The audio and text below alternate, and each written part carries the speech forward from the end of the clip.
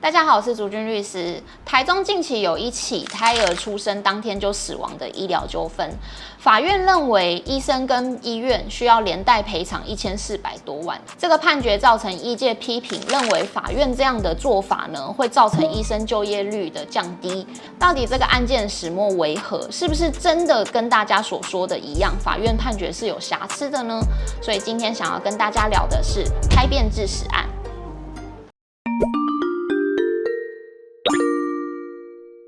就这个案件呢，它的原告是一对夫妻，太太在怀孕的时候，其实就在这间医院找特定的医生去做产检。那当然，她生产的时候，她也是很信任这间医院跟医生嘛。那在6月27号的时候呢，太太因为要生产了，所以她就先住院。6月28号的早上8点多左右呢，就发现了羊水有胎变。胎变是什么？它其实顾名思义，它就是胎儿的大便。那正常来说，会等小朋友出生后，胎便才会排出。那如果羊水当中已经有胎便的话，其实就代表说胎儿在羊水里面可能有缺氧或者是遭受压力的情形，才会有这个状况。所以它其实是有一点点危险性的。那发现胎变之后呢，这个医生跟产妇还是选择先以自然产的方式做生产。这个目前从医生普遍的说法是认为这个选择是没有错的，就是有胎变不一定等于就要开刀。所以在尝试自然产的过程中，因为第一胎嘛，所以生得有点慢，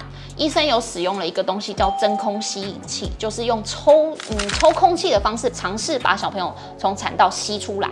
但还是没有成功，所以在早上10点25的时候呢，他们就跟家属讨论之后，决定要进行剖腹产。那因为刚有使用真空吸引器去吸嘛，所以就导致小朋友出生后有一个脑状腱膜下出血，它是一个专有名词，所以我们先把它理解为脑出血就好了，就是脑里面有淤血，加上小朋友在肚子里面的时候就有吸入胎便，所以它是有肺炎的状况。那医生当下就判断帮小朋友转诊到中国医药大学的附设医院，但很不幸，凌晨1点多，这个小朋友还是过世了。那爸爸妈妈就认为说医生在使用这个真空吸引器跟没有及时开刀这件事情是有过失的，是你的过失造成了小朋友的死亡，所以他要求医生跟医院连带赔偿抚养费跟慰抚金等等的费用。那当中最贵的就是抚养费啦。那最后法院就认为说医生是有过失的，所以判赔了1400多万。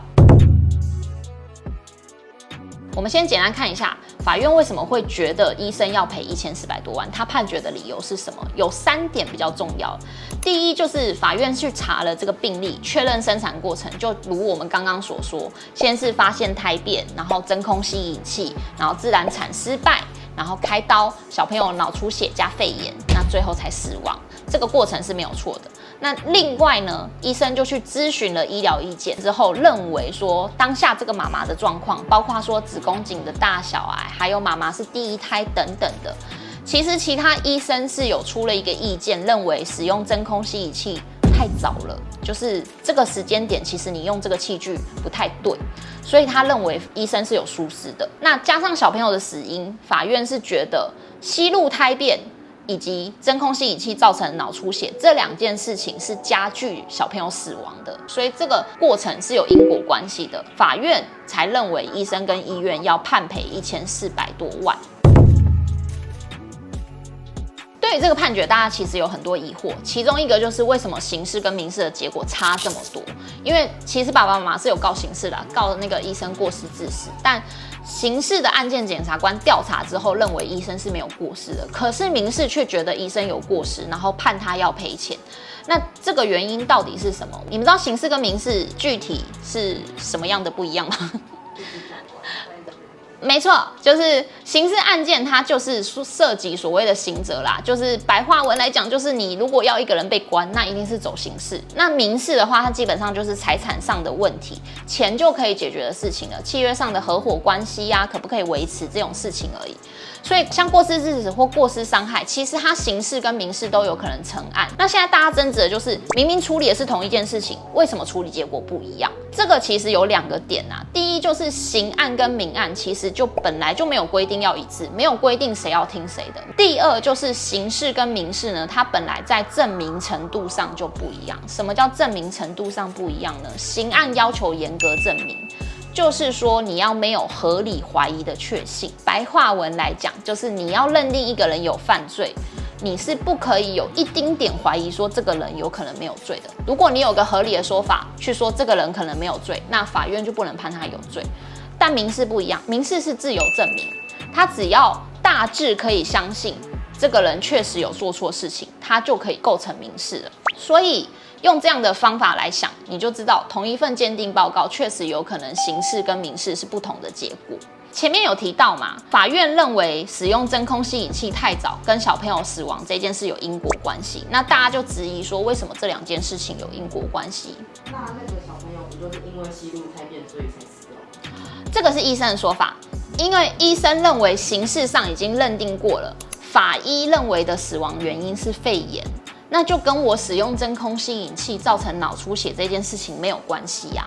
但民事法院其实有就法医的鉴定，再去做了一个补充鉴定，结论是说吸入胎便，然后加上他脑出血，这两件事情是加剧在一起的，所以脑出血是死因之一。所以你使用真空吸引器有疏失嘛，那造成脑出血，脑出血造成死亡，它有因果关系，这个是民事法院的判断。那老实说，我觉得二审这应该会是一个争执的重点，但这个太学说了，我们不要在这边讨论，不然大家会睡着。那最后他还有一个问题，就是很多人去讲的所谓举证责任的转换。举一个例子，如果我今天说小明偷了我的东西，那就由我要跟法院去证明小明确实有偷，小明有偷东西这件事情的举证责任就在我身上，所以谁主张一件事，谁就要负责证明。那大家批评这个判决，就是说判决把举证责任转换到医生身上，要求医生自己证明自己没有过失。那其实大家就可以想嘛，要怎么证明一件没有发生过的事情？我没有过失这件事要怎么证明？不是很难吗？所以大家认为说你这样转不就是要害死医生吗？但我觉得我看了判决全文，我觉得其实这个论述有一点点误会判决了，它很去脉络化，它是直接讲出了一个结论，但其实判决不是这样写的，它是有转换到医生身上没有错。它转换的原因是医疗这件事情本来就是一个专业性极高的，一般民众跟医生谁会具备医疗知识？一定是医生嘛，所以他认为医生跟民众是不对等的，所以应该要有医生来证明专业知识这一块。可是他也不是说今天你上法院说哦，医生的疏失造成我瘫痪，或医生的疏失造成我死亡，那法院就会把医生找来说，不好意思，你要证明你没有造成他瘫痪，不是这个样子哦。这个法院其实前面就已经做了我刚说的嘛，鉴定报告，然后再去函询其他的医生意见，他其实已经初步认为说使用真空吸引器这件事情有过失，那这个过失导致脑出血也是被证明的。那脑出血跟肺炎加在一起导致死亡这件事，鉴定报告也已经证明了，他是已经证明到这个程度，他才要求医生去说明说脑出血跟死亡这件事可能没有关联。所以他并不是一开始就要求医生要证明自己没有过失害死这个小朋友，而是他先证明了医生可能有过失，那可能有这样的结果，他才要求医生来解释这个中间的医疗专业是不是不应该这样做连结。赔偿金最大宗的一部分是所谓的抚养费。谁的抚养费？小朋友对爸妈的，就是这个在死亡案件很常见，就是死者的父母会去要求肇事者，你要去赔偿未来我退休后这个死者应该对我的抚养义务。白话一点讲，就是你造成别人的儿子女儿死亡，那你要帮他养爸妈。通常的计算方式是从法定退休年龄65岁计算到平均寿命的这个差距，比如说平均寿命是88岁好了，那88减65中间就还有23年嘛，那这23年小朋友要给爸爸妈妈的抚养费，要麻烦这个肇事者来出。对，那酒驾案件你就要看当时酒驾致死的时候那个死者是几岁嘛，所以不能这样一概而论啊。可是有人认为小孩死掉，他爸妈也不用养。其实我是觉得这个想法蛮残忍，但法院真的有讨论过。最高法院92年度第5次民事庭决议，它其实有明确的说出，不用支出小朋友费用这件事，依照社会观念，你其实不应该认为它是一种利益啦，不能从赔偿金里面去扣除。就是直白一点说，你不能去讲，因为小孩死掉了，所以爸妈赚到了，不用养小孩，不应该有这个想法。对，其实换一个观点，如果今天是比如说保姆好了。他照顾小朋友的时候，因为疏失，小朋友死掉了。那今天爸爸妈妈跟保姆求偿，如果保姆说，可以，我可以赔你，但你要扣掉你省下的小朋友学费跟尿布费，你觉得大家会认同这个说法吗？所以我觉得今天应该要争执的是，到底有没有疏失这件事，而不是从赔偿金是不是过高，因为我觉得那个比较基础都是不对的。我相信医生不能接受的也是他被冤枉有疏失这件事。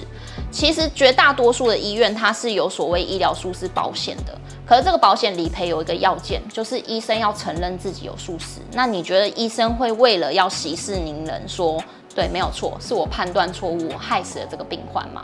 其实很难呐，所以医疗疏失保险发挥不了作用。这个案件在因果关系上，我觉得其实是有很多可以争执跟很多可以抗辩的地方啦。我也希望这个医生可以上诉顺利。大家当然可以评论这个判决，但我个人觉得不应该是有所谓的怎么可以这样对待这个医生，或酒驾都没有他赔得多，然后也不应该去批评说判决会造成医病关系紧张，或者是没有人愿意当医生这件事。因为我觉得这个说法其实对司法人员也很不公平。如果这些说法成立的话，那法院很简单嘛，法律就规定说，医生在医疗过程中是有免死金牌的，不管怎么样，你都不能叫他赔偿。那这样就有解决事情嘛？